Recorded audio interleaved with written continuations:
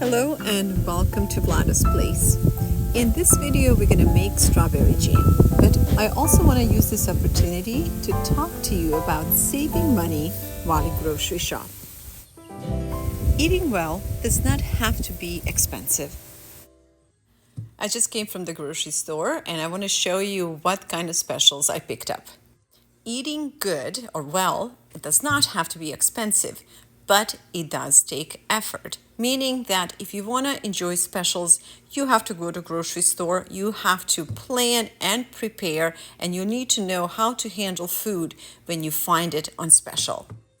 And what I mean by handling food, I mean you need to know how to preserve it and to store it so the food does not go to waste. Because what's the point of getting food on special if you're not going to prepare it and use it?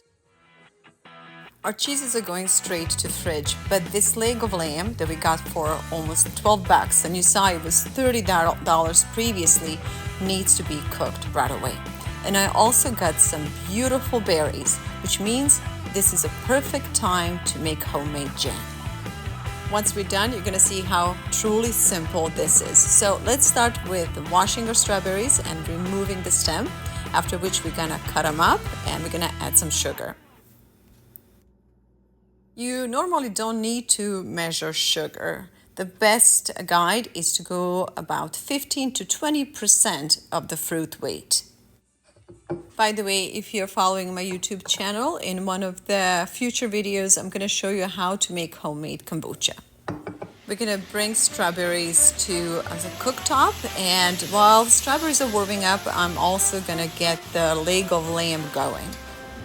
Once the jam starts cooking, just be aware that you're going to end up with quite a bit of fluid, which is perfectly okay. This is basically fruit releasing the water because we added sugar.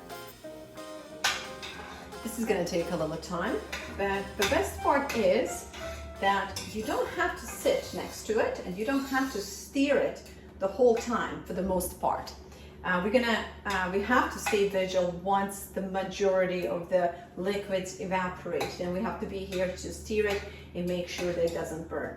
But I would say the first 40 minutes, maybe to an hour, you can just let it simmer slowly, go do other things, and then come back to it to finish it off. This is also a good time to do other things. Like I also picked up a couple of beets, and what I'm going to do now is prepare a salad which can last me for a week. And the tops of the beets will be replanted in our garden. These green beans were on special as well, and they're going to be a great side dish to the leg of lamb. Running the kitchen and the family is just like running the big company. A person who knows its job well can stretch the dollar far. Lamb is in the oven and I'm gonna go feed the chickens. Jam making can take about 1.5 to 2 hours. So this allows me a quick visits in and out of doors.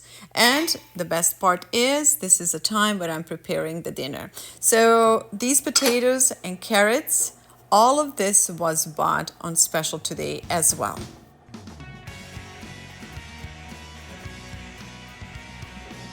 Once you notice that half of the fluids from jam have evaporated, this is a good time to stay near the pot to make sure you stir it often to avoid burning jam. However, right now we have lost almost 2/3 of fluid, which is a perfect time to pour the jam in jars. Now, you might like your jam super thick, and if you do, you want to cook your jam a little bit longer. But keep in mind, once the jam cools off, it's going to become thicker. Once you pour it in the jars, I would suggest to wrap it immediately in a blanket so the temperature continues to stay high, and this is a part of pasteurizing or preserving jam. Now, if you don't want to do that, just let it cool naturally and put it in a fridge. This is a small batch, and if stored properly, it would last you a few weeks. That's all from Vlada's Place for today. Thank you guys for watching, and if you like this video, please give us thumbs up or consider subscribing. We'll see you again soon, and until then, eat well, my friends.